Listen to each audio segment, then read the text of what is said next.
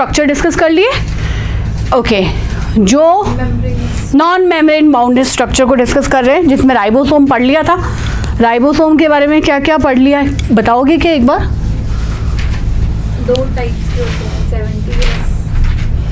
70 2 type के होते हैं राइबोसोम बने हुए किसके होते हैं? अगर नॉन मेम्ब्रेनस होते हैं तो RNA और प्रोटीन। ठीक है, RNA का मतलब क्या होता है? Ribosomal RNA। और ये राइबोसोम जो होते हैं वो बनते कहाँ हैं? न्यूक्लियोलस में। आके अटैच कहाँ होते हैं? एंडोप्लाज्मिक रेटिकुलम पे। ठीक है, एक लास्ट पॉइंट लिख लो। आपकी एंडोप्लाज्मिक रेटिकुलम के अलावा एक तो हो गए एंडोप्लाज्मिक रेटिकुलम, और उसके साथ साथ कुछ साइटोप्लाज्म में भी पाए जाते हैं। एंडोप्लाज्मिक रेटिकुलम के ऊपर तो चिपके रहेंगे, और जो फ्री राइबोसोम होंगे वो साइटोप्लाज्म के अंदर बिखरे रहते हैं। काम क्या करते हैं? प्रोटीन को बनाते हैं, और इसी की वजह से जो रफ एंडोप्लाज्मिक रेटिकुलम होती है वो प्रोटीन सिंथेसिस के अंदर इन्वॉल्व होती है। क्लियर है? चलो, नेक्स्ट स्ट्रक्चर सेल ऑर्गेनली हम लोग पढ़ेंगे। सेंट्रोसोम नॉन मेम्ब्रेनस है,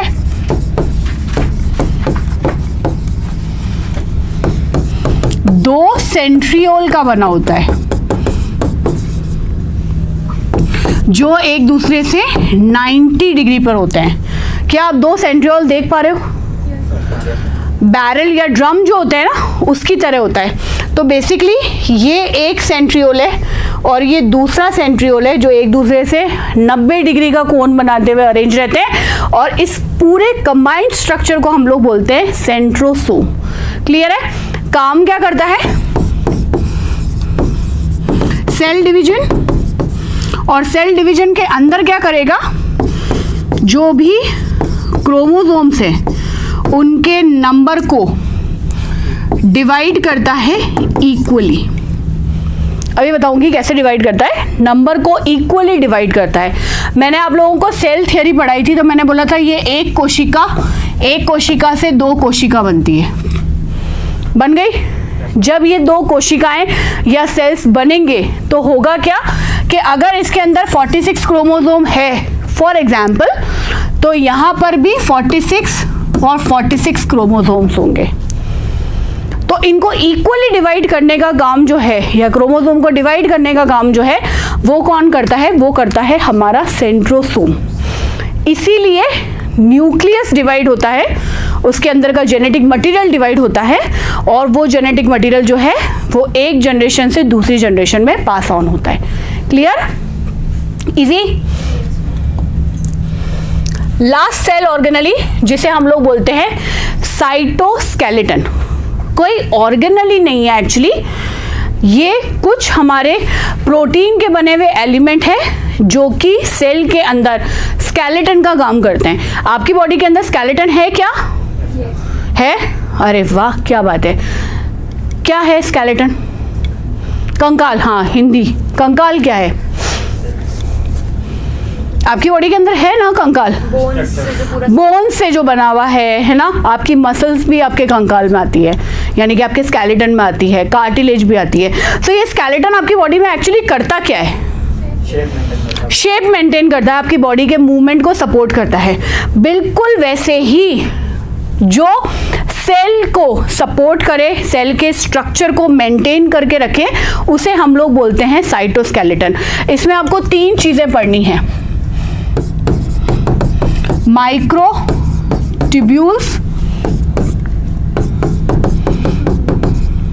एक्टिन फिलामेंट और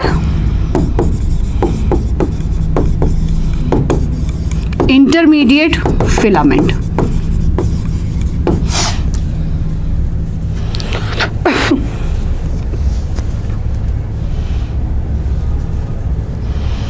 एक्टिन फिलामेंट को ही माइक्रोफिलामेंट भी बोलते हैं। तो एक है माइक्रोट्यूब्यूल, दूसरे हैं एक्टिन फिलामेंट या माइक्रोफिलामेंट, और तीसरे हैं हमारे इंटरमीडिएट फिलामेंट।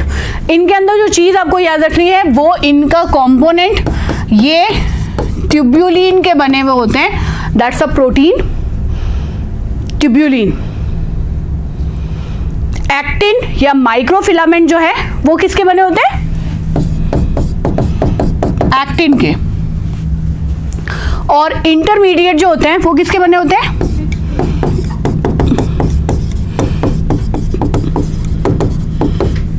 Mix protein.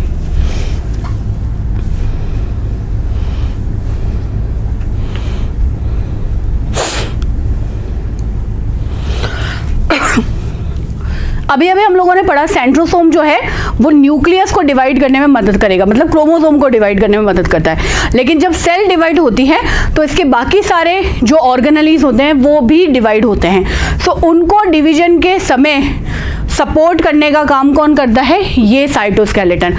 इसके अलावा सेल का एक परफेक्ट शेप बनाने का काम भी यही तीनों के तीनों फिलामेंट करते हैं। अगर आप इस पिक्चर को देखोगे तो इस पिक्चर में आपको नजर आ जाएगा कि ये तीनों के तीनों कैसे आपको नजर आ रहे हैं, जैसे रस्सियों की तरह। तो बांधकर या किसी भी एक पर्टिकुलर ऑर्गेनेली से जुड़कर उसको एक जगह से दूसरी जगह पर पुल करने का काम जो है वो कौन करते हैं? ये तीनों के तीनों फिलामेंट। सो ये हो गए हमारे माइक्रोफिलामेंट सबसे अंदर। और ये माइक्रोफिलामेंट किससे जुड़े हुए हैं? अभी अभी जो आपने सेंट्रोसोम पढ़ा था उससे। उसके अलावा ये इंटरमीडिएट फिलामेंट पेरिफ्री पे होते हैं और बीच में कहीं हमारे पास में पाए जाते हैं एक्टिन के फिलामेंट यानी कि माइक्रोफिलामेंट। क्लियर है?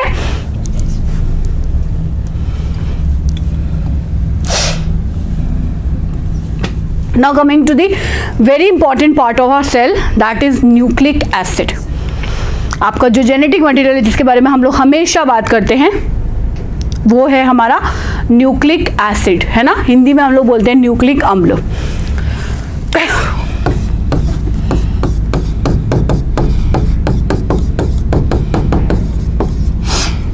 ये पॉलीन्यूक्लियोटाइड है, आप ऐसा कह सकते हो, पॉलीमर है। पॉली का मतलब होता है बहुत सारे, मैनी।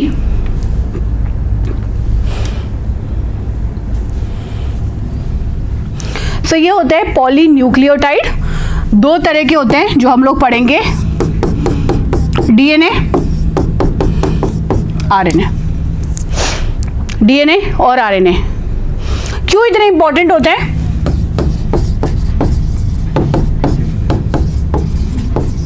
हमारा जेनेटिक मटेरियल है, डीएनए या आरएनए में से जेनेटिक मटेरियल होता है। हायर एनिमल्स का, प्लांट का हमेशा डीएनए होता है। कुछ वायरसेस जो होते हैं, बहुत इंपॉर्टेंट वायरसेस जैसे कि एचआईवी, आपका कोरोना वायरस, उनका जेनेटिक मटेरियल होता है आरएनए। वो डीएनए वायरस नहीं है, वो आरएनए वायरस है। फाइन। तो पॉलीन्यूक्लियोटाइड है। पॉलीन्यूक्लियोटाइड का मतलब क्या है?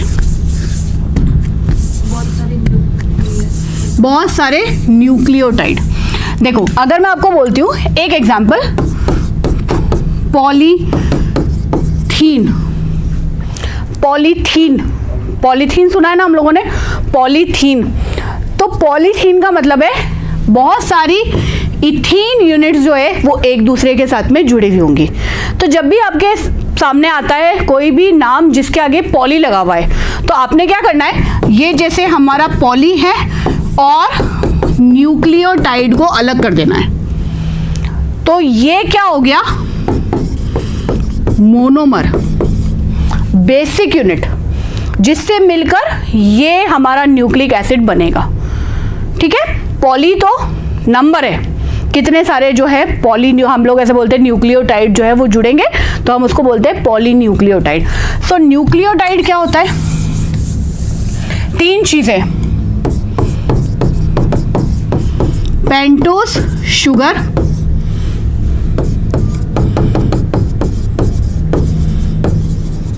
Nitrogenous base,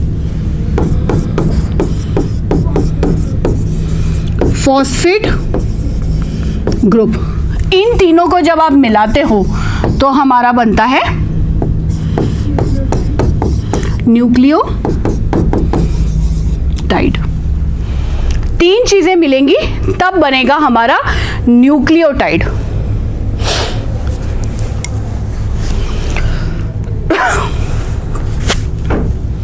pentose sugar, nitrogenous base और उसके साथ में एक phosphate group.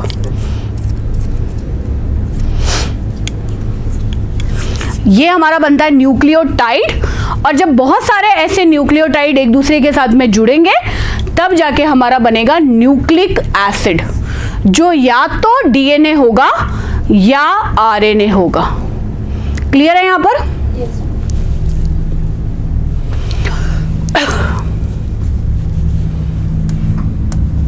Okay, so DNA की बात करते हैं। सबसे पहला न्यूक्लिक एसिड ले लेते हैं हम लोग, डीएनए। नाम लिखो, D oxy ribo nucleic acid. D oxy ribo nucleic acid.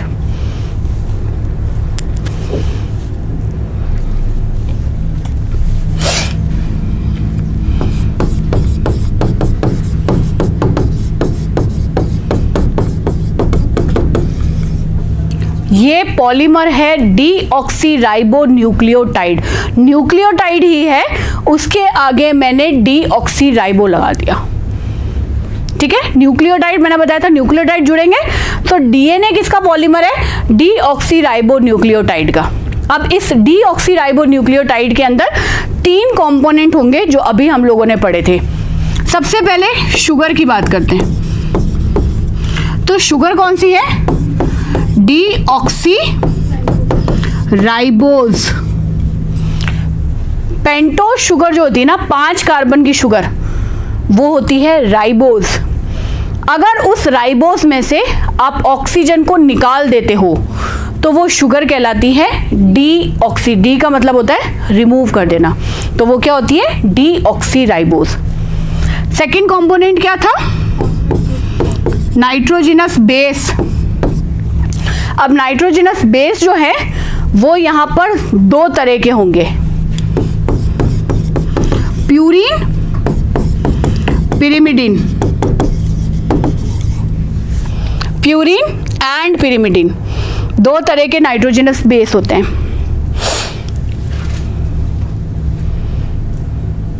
और तीसरा कंपोनेंट क्या था हमारा?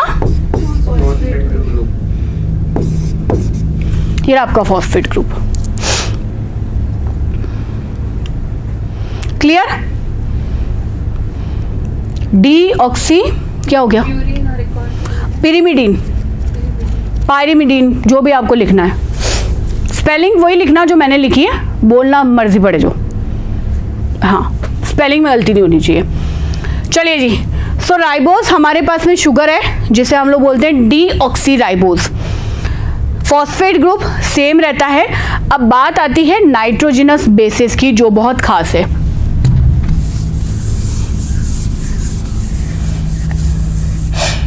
पहले हम देखते हैं प्यूरीन को।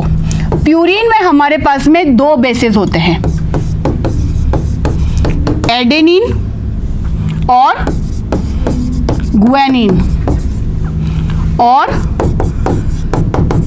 पिरिमिडीन में हमारे पास में 2 बेसेस हैं, thymine, cytosine. Thymine and cytosine basis याद रखना बस, है ना। बहुत इजी है, एक बार हम लोग देखेंगे तो हमें ज़्यादा अच्छे से कॉन्सेप्ट समझ में आ जाएगा। बस समझने की कोशिश करना, रटना मत। रटने की कैपेसिटी होती है और मेमोरी भी। क्लियर है? अब देखो, यहाँ पर हमारे पास में प्यूरीन होगा, पिरिमिडिन होगा। फाइन। प्यूरीन में 2 हो सकते हैं, या तो एडेनिन होगा या गुआनिन होगा, या थाइमिन होगा या साइटोसिन होगा। क्लियर? अब आपके पास में क्या है, पहले वो देखो। आपके पास में एक न्यूक्लियोटाइड है, ये एक न्यूक्लियोटाइड दूसरे न्यूक्लियोटाइड से जुड़ेगा, ऐसे ही जुड़ेगा ना, तभी तो पॉलीमर बनेगा। इसके नीचे हम एक और न्यूक्लियोटाइड जोड़ देते हैं, इसके ऊपर एक और जोड़ देते हैं। तो खूब सारे न्यूक्लियोटाइड जब सीरीज के अंदर जुड़ेंगे तब बनाएंगे पॉलीन्यूक्लियोटाइड, बना देंगे। अब यहाँ पर हमारे पास में न्यूक्लियोटाइड में 3 चीजें हैं, कोई भी एक नाइट्रोजिनस बेस होगा, डीऑक्सीराइबोस शुगर होगी और फॉस्फेट ग्रुप होगा। क्लियर? तो ये आपको जो स्ट्रक्चर देते हैं वो कैसा देते हैं, कुछ इस तरह का।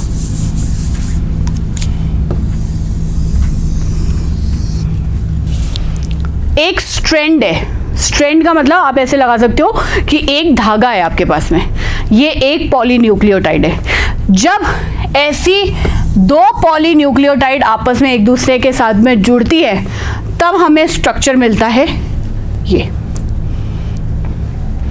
अब यहां पर आपको ध्यान क्या देना है कि जब मैंने आपको बोला न्यूक्लियोटाइड है, यहां पर भी न्यूक्लियोटाइड है, यहां पर भी न्यूक्लियोटाइड है, सो न्यूक्लियोटाइड के जो नाइट्रोजिनस बेसेस है वो एक दूसरे के साथ में बॉन्डिंग करेंगे, तभी हमको ये स्ट्रक्चर मिलेगा। आप ये लगा लो, आप लोगों ने लैडर देखी है जो लटका देते हैं, लटकी देखिए कभी, सीढ़ियां जो लटकती हैं, तो सीढ़ियों के अंदर 2 रस्सियां होती हैं और उन रस्सियों को जोड़ने वाला क्या होता है, बीच में लकड़ी का फट्टा या टुकड़ा, है ना, ऐसे ही होता है। तो ये एक रस्सी आपके पास में, ये दूसरी रस्सी, अब आपने क्या करना है, लकड़ियों के फट्टे लगाने, तब जाकर ये सीढ़ी बनेगी। ऐसे ही करना है। अब यहाँ पर देखो कि अगर मेरे पास में यहाँ पर ए है, एक प्यूरिन है, एडिनिन, तो वो हमेशा पिरिमिडीन के साथ में जुड़ेगा। तो पिरिमिडीन कौन सा जुड़ता है, टी, तो ए हमेशा टी के साथ में जुड़ेगा, जी हमेशा सी के साथ में जुड़ेगा। जुड़ गया? कैसे जुड़ेगा, कोई ना कोई बॉन्ड बनाना पड़ेगा। सो बॉन्ड बनते हैं यहां पर 2 और यहां पर 3 हाइड्रोजन बॉन्ड। एक प्यूरिन और एक पिरिमिडीन के बीच में बनते हैं हाइड्रोजन बॉन्ड। जब एडिनिन और थाइमीन की बात आती है तो वहां पर 2 हाइड्रोजन बॉन्ड बनते हैं, और जब गुआनिन और साइटोसिन की बात आती है तो वहां पर 3 हाइड्रोजन बॉन्ड बनते हैं। क्लियर? अब ऐसा स्ट्रक्चर आपको यहां नजर आ जाएगा।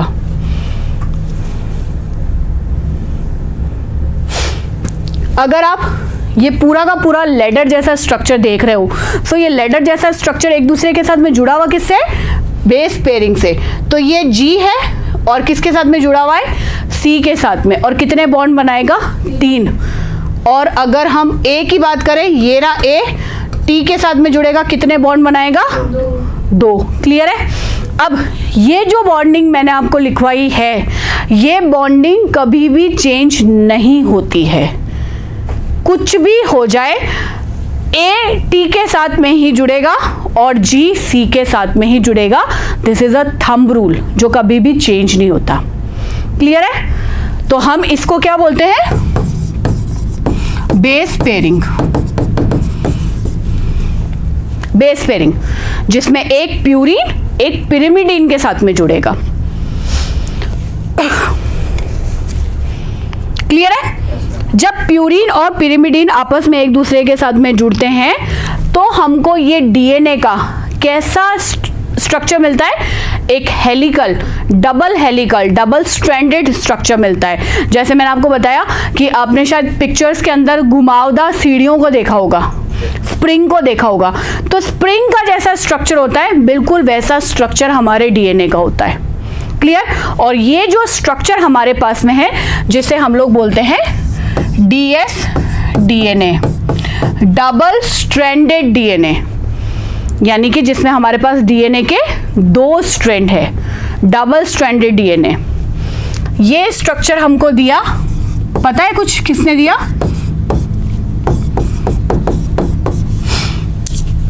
वॉटसन और क्रिक ने। हाँ, अभी एक तीसरा भी लिखवाऊंगी। वॉटसन प्लस कर देती हूँ भाई मैं, है ना, वॉटसन कॉमा प्लस करूंगी तो जुड़ जाएगा। वॉटसन और क्रिक ने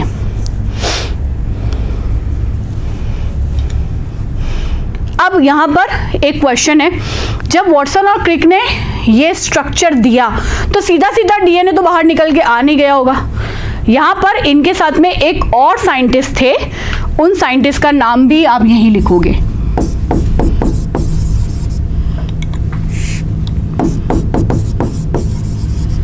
फ्रेडरिक।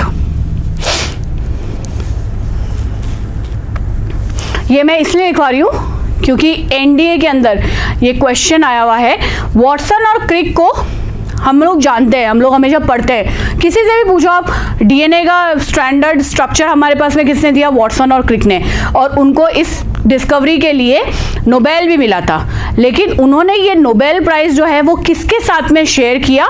वो किया फ्रेडरिक के साथ में।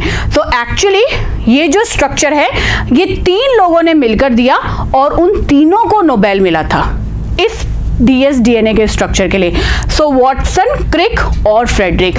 ज्यादा अच्छा होगा कि आप इनको एक साथ में ही याद रखें। क्लियर?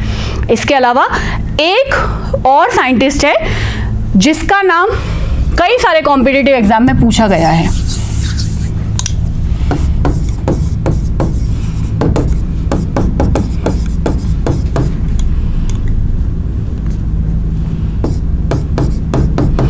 Rosalind Franklin.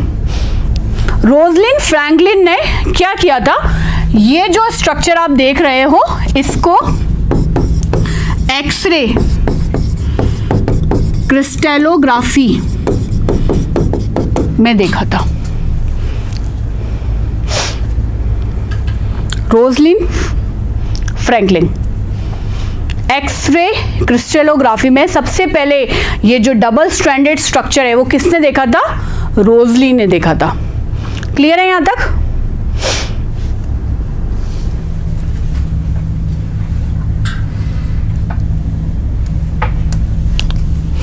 आपके पास में एक न्यूक्लियोटाइड है, उसके साथ में एक और न्यूक्लियोटाइड जुड़ता है। ठीक है? सो ये जो बॉन्ड बनता है बीच में इसे कहते हैं फॉस्फोडाइएस्टर बॉन्ड। Phosphodiester bond.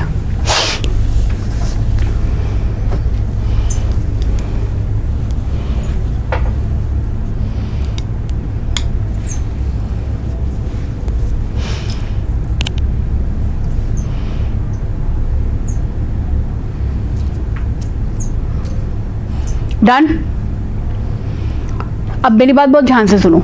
जब भी हम एक स्ट्रैंड की बात करते हैं तो उसमें फॉस्फोडाइएस्टर बॉन्ड बनेगा, और जब 2 स्ट्रैंड आपस में जुड़ेंगे तो हाइड्रोजन बॉन्ड बनेगा। हाइड्रोजन बॉन्ड हमेशा बेसिस के बीच में बनता है और फॉस्फोडाइएस्टर बॉन्ड हमेशा न्यूक्लियोटाइड के बीच में बनता है। क्लियर है?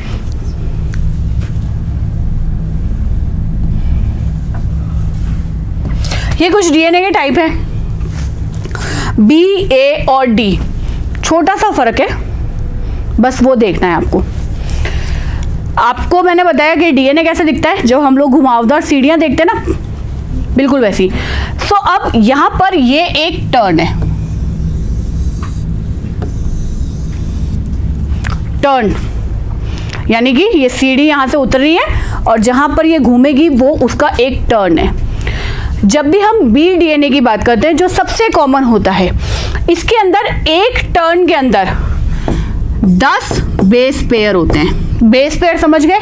एडेनिन, थाइमिन, साइटोसिन, गुआनिन, ऐसे 10 जोड़ी होंगे एक टर्न के अंदर। टर्न समझे? ऐसा एक टर्न। जब भी ए डीएनए की बात करते हैं तो होते हैं 11 बेस पेयर, और जेड डीएनए जो थोड़ा सा रेयर होता है उसके अंदर एक टर्न में होते हैं 12 बेस पेयर। ये बेसिक फर्क है इनके अंदर।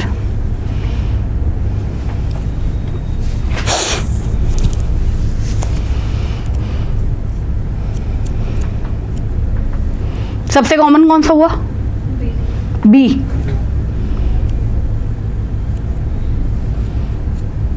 लिखा?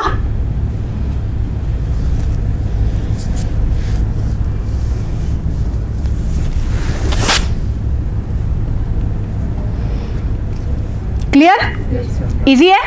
अब देखो एक और कॉन्सेप्ट बहुत इजी है, समझने की कोशिश करो। मैं आपको बोल रही हूं कि स्प्रिंग की तरह है हमारा डीएनए। सो स्प्रिंग जो होती है, जब आप स्प्रिंग को देखोगे या आज घर जाके किसी एक स्प्रिंग को उठा के देखना, स्प्रिंग का या सीढ़ी का जो टर्न होता है वो या तो राइट हो सकता है या लेफ्ट हो सकता है। मतलब जो सीढ़ी का घुमाव होगा वो या तो सीधे हाथ की तरफ होगा या उल्टे हाथ की तरफ होगा। तो सीधे और उल्टे हाथ का सबसे सिंपल कॉन्सेप्ट ये है, ये वाला रूल, ठीक है, ये वाला रूल लगाते हैं। तो अगर मैं आपको बोलूं कि राइट हैंडेड हेलिक्स है, ये राइट हैंडेड हेलिक्स है जिसमें मेरा थंब जो है वो एक्सिस है, अक्ष है, और जो उंगलियां मुड़ रही हैं वो टर्न बनेगा, यानी कि घूमेगा कैसे, वो इस तरह से राइट हैंड से। और अगर मैं आपको बोलूं लेफ्ट हैंडेड है तो वो कुछ इस तरह से ऐसे घूमेगा। तो ये हेलिक्स को बताने की दिशा होती है। जब हम बी डीएनए की बात करते हैं, ये राइट हैंडेड है, ये भी राइट हैंडेड है, लेकिन जेड वाला लेफ्ट हैंडेड हेलिक्स है। राइट और लेफ्ट का कॉन्सेप्ट समझ में आया? बस अंगूठा और अंगुलियों को याद रखना। स्प्रिंग को देखोगे पता चलेगा टर्न कहां से हो रहा है। सो ये हो गया आपका डीएनए। आरएनए बहुत सिंपल है। आरएनए का नाम है राइबो न्यूक्लिक एसिड। शुगर कौन सी हो जाएगी? राइबोज। नाइट्रोजनस बेस आएंगे और हमारा फॉस्फेट ग्रुप।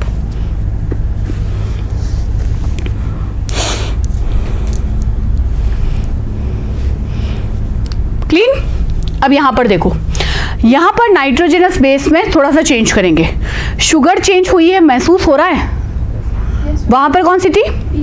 डीऑक्सी, और यहां पर कौन सी है? राइबोस। नाइट्रोजनस बेस हमारे पास में प्यूरिन होगा और होगा पिरिमिडीन।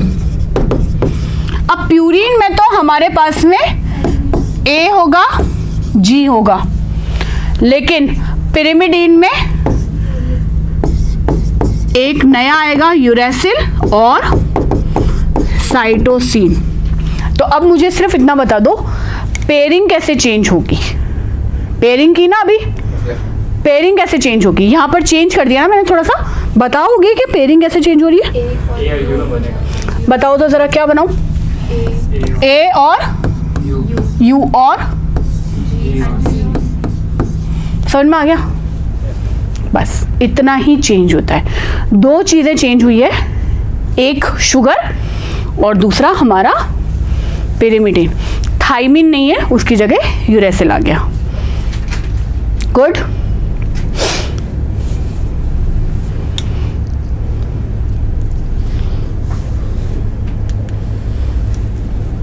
क्लियर हुआ? जैसे मैंने आपको बताया कि जब हम प्लांट और एनिमल की बात करते हैं, इवन बैक्टीरिया की बात भी करते हैं, तो उनका जेनेटिक मटेरियल हमेशा डीएनए होता है। और जब भी हम डीएनए की बात करते हैं तो हम डबल स्ट्रैंडेड डीएनए की बात करते हैं। लेकिन वायरसेस पे हम लोग जैसे ही आते हैं, ज्यादातर वायरसेस का जेनेटिक मटेरियल होता है आरएनए। और आरएनए भी कैसा? सिंगल स्ट्रैंडेड आरएनए, एक ही स्ट्रैंड होगा। आपका जो कोरोना वायरस है that is RNA virus.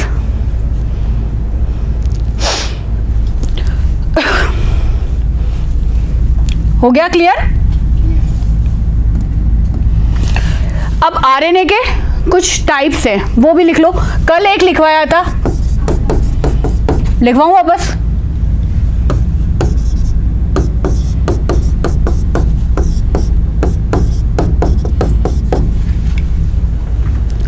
RRNA, mRNA और टीआरएनए। आर का मतलब कल मैंने बताया था राइबोसोमल आरएनए, एम का मतलब होता है मैसेंजर आरएनए,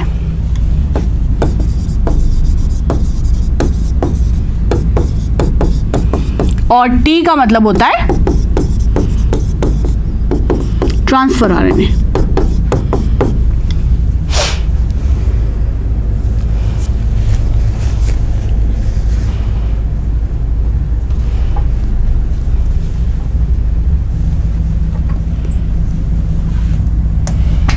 अब डीएनए से जुड़ी हुई एक और चीज़ जिसके बारे में हम लोगों को बहुत ज़्यादा कन्फ्यूजन रहता है कि क्रोमोसोम्स अलग होते हैं और डीएनए अलग होता है। ऐसा नहीं होता है। जब भी मैं आपको बोलती हूँ आपका जेनेटिक मटेरियल है, दैट्स योर डीएनए, फाइन। लेकिन ये डीएनए जो है वो हमारे न्यूक्लियस में ऐसे फ्री फॉर्म में बिल्कुल भी नहीं मिलता। सो होता क्या है, डीएनए प्लस कुछ प्रोटीन्स होते हैं जिन्हें हम लोग बोलते हैं हिस्टोन्स। तो हिस्टोन प्रोटीन्स है।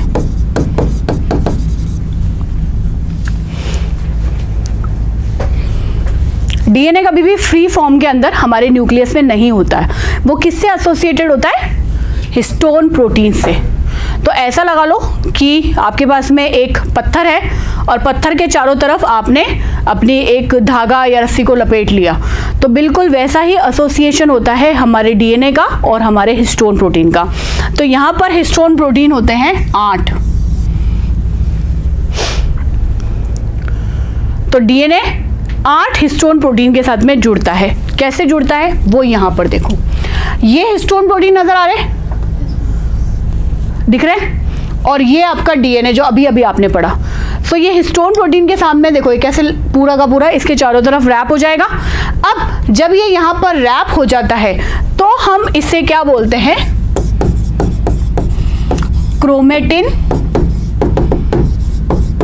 फाइबर्स, जो मैंने आपको न्यूक्लियस में लिखवाया था कि न्यूक्लियस में क्रोमेटिन फाइबर्स होते हैं। तो होगा क्या वहां पर? DNA plus histone. कितने हिस्टोन? 8 हिस्टोन। तो इस रूप में हमारा जेनेटिक मटेरियल पाया जाता है। अब जैसे जैसे हमारी सेल डिवाइड होती है तो ये जो पूरा का पूरा क्रोमेटिन फाइबर है ये और ज़्यादा कंडेंस होता है। कंडेंस होने का मतलब क्या है? जैसे मैंने पहले भी एक बार एग्जाम्पल में आप लोगों को बताया था कि अगर मैं आपको एक बहुत बड़ी रस्सी दे दूं, है ना, तो बहुत लंबी सी रस्सी है, लगा लो आप कि 10 किलोमीटर पूरी लंबी रस्सी है, लेकिन मैं आपको इतना सा गट्ठर देती हूँ, तो मैंने आपको गट्ठर कैसे बना के दिया होगा? रस्सी को पूरा का पूरा लपेटा होगा। बिल्कुल वैसे ही लपेटा जाता है हमारे डीएनए को या फिर क्रोमेटिन फाइबर को। तो सबसे पहले ये हमारा डीएनए, ये हिस्टोन, उसके पास में बनते हैं ये क्रोमेटिन, यानी कि ये क्रोमेटिन फाइबर। गुड। ये क्रोमेटिन फाइबर जब और कंडेंस होते हैं तो ये बनाते हैं क्रोमेटिड, और क्रोमेटिड जो है वो बनाते हैं क्रोमोसोम्स। तो मैंने एक्चुअली आपको क्रोमोसोम्स दिए हैं जो पूरा का पूरा रस्सी है, और जब आप उसको खोलोगे तो अल्टीमेटली आपको क्या मिलेगा? आपका डीएनए। इस रूप में ये चीज़ें हमारे न्यूक्लियस के अंदर पाई जाती हैं। क्लियर? तो आप कंफ्यूज मत होना कि मैम ने हम लोगों को क्रोमेटिन फाइबर नहीं पढ़ाया। चलो अपना क्रोमोसोम भी देख लो। ये क्रोमोसोम है। अब इस क्रोमोसोम के अंदर आपको क्या देखना है? ये और ये सेम है, बस इसका डुप्लीकेशन हो रहा है। तो अगर मैं एक क्रोमोसोम बनाऊं तो वो कैसा बनेगा? ऐसा। तो इस क्रोमोसोम के अंदर ये है सेंट्रोमियर जो सेंटर के अंदर है, एक छोटी आर्म जिसे बोलते हैं पी आर्म, और एक बड़ी जिसे बोलते हैं क्यू आर्म। एक बड़ी भुजा जिसे हम बोलेंगे क्यू, छोटी वाली को बोलेंगे पी। और कहाँ पर जुड़ी होती है? जुड़ी होती है सेंट्रोमियर पे। तो सेंट्रोमियर क्रोमोसोम को 2 हिस्सों में डिवाइड करता है। इसके अलावा मार्जिनल रीजन जो होते हैं किसी भी आर्म के, उनको बोलते हैं टीलोमियर।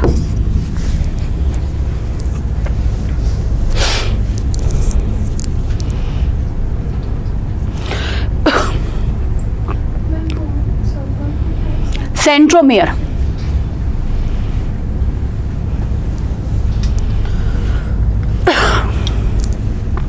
ठीक।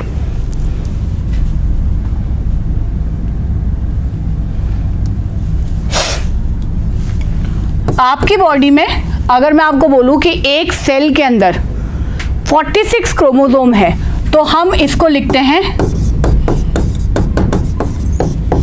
23 पेयर्स। हमेशा क्रोमोसोम पेयर्स में पाए जाते हैं। तो अगर आपसे कोई बोले कि ह्यूमन की एक कोशिका या एक सेल के अंदर कितने क्रोमोसोम होते हैं, तो या तो आप बोल सकते हो 46, या ज़्यादा बेटर तरीका क्या होता है? 23 पेयर्स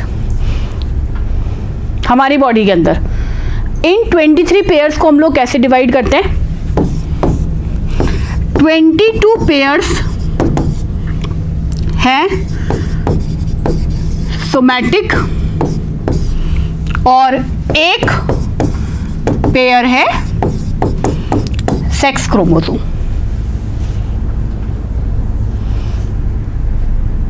मतलब 23 जोड़ी गुणसूत्र है भाई, और 23 जोड़ी गुणसूत्रों में से 22 जोड़ी ऐसे हैं जो सोमैटिक है, और सोमैटिक को हम लोग बोलते हैं ऑटोसोम, और एक जोड़ी को हम लोग बोलते हैं सेक्स क्रोमोसोम।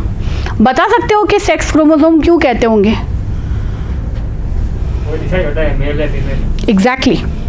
तो हम लोग इसको लिखते कैसे?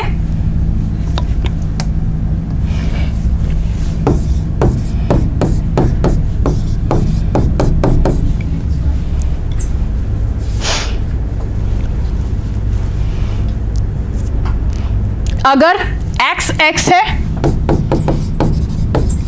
तो फीमेल, और अगर XY है तो सिंपल। एक्चुअली इसको ऐसे लिखा जाता है, 23 नहीं, इसको 46 करो, ज्यादा ठीक रहेगा।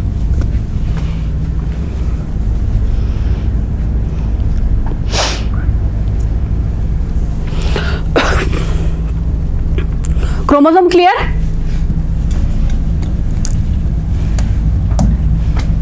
Last, cell division. हमेशा एक सेल से 2 सेल बनती हैं, 2 से 4 बनेगी, 4 से 8, 4 से 8 बनेगी ना, 4 से 8 बनेगी ना, 16 बनाना अपनी अपनी मर्जी है, अपनी सेल मर्जी बढ़ जितनी बना देते हैं। बनाओ ज़रा, 4 से कितनी बनेगी? कैसे बन जाएगी 16? कौन सा नंबर लगाते हो? अब सब चला देंगे। तो देखो बेटा, अगर मैं आपको बोल रही हूँ कि यहाँ पर 46 क्रोमोसोम है और 46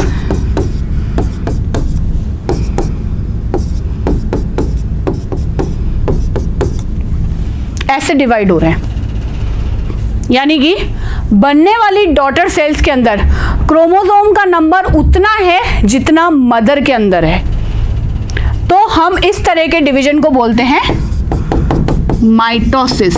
क्या बोलते हैं? माइटोसिस। अगर नंबर उतना का उतना रहता है। 46 गुणसूत्र है ना हमारी बॉडी के अंदर एक सेल में।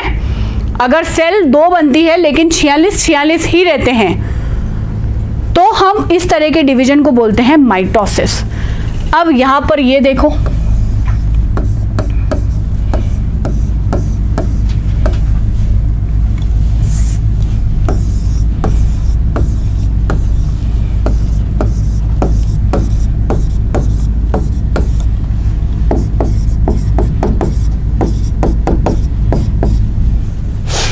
यहां पे क्या किया? एक सेल से 4 सेल्स बनी, लेकिन उसमें क्रोमोसोम का नंबर आधा रह गया, तो इस तरह के डिवीजन को हम लोग बोलते हैं मियोसिस। 26 वो लिखा है ना, इसलिए 26 है। डिवाइड होते तो 23 होते। अभी ठीक है, 46 23 हो गए। तो अगर क्रोमोसोम का नंबर आधा हो जाता है तो हम बोलते हैं मियोसिस, हिंदी में बोलते हैं अर्धसूत्री, और अगर इक्वल रहता है तो वो होता है माइटोसिस। क्लियर है? अब ये जो माइटोसिस है, ये हमारी बॉडी की सोमैटिक सेल्स में होता है। आपकी बॉडी सारी की सारी सोमैटिक सेल्स से बनी हुई होती है। आपकी बॉडी में रिपेयर होगी तो किसकी वजह से होगी? सोमैटिक सेल्स की वजह से, इसलिए नंबर इक्वल रहता है। लेकिन मियोसिस होता है सेक्स सेल्स या फिर जर्म सेल्स के अंदर, और इससे बनते हैं गैमेट्स, जो हो सकते हैं स्पर्म या फिर ओवम।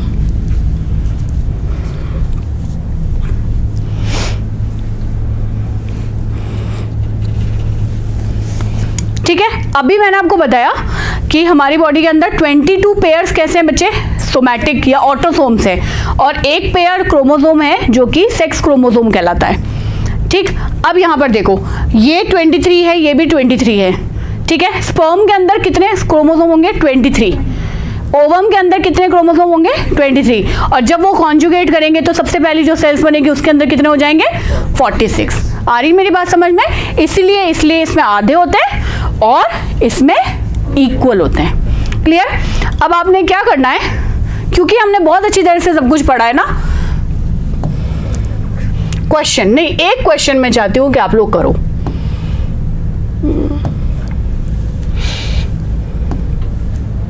चलो ये वाला क्वेश्चन ऐसे उतारो जल्दी।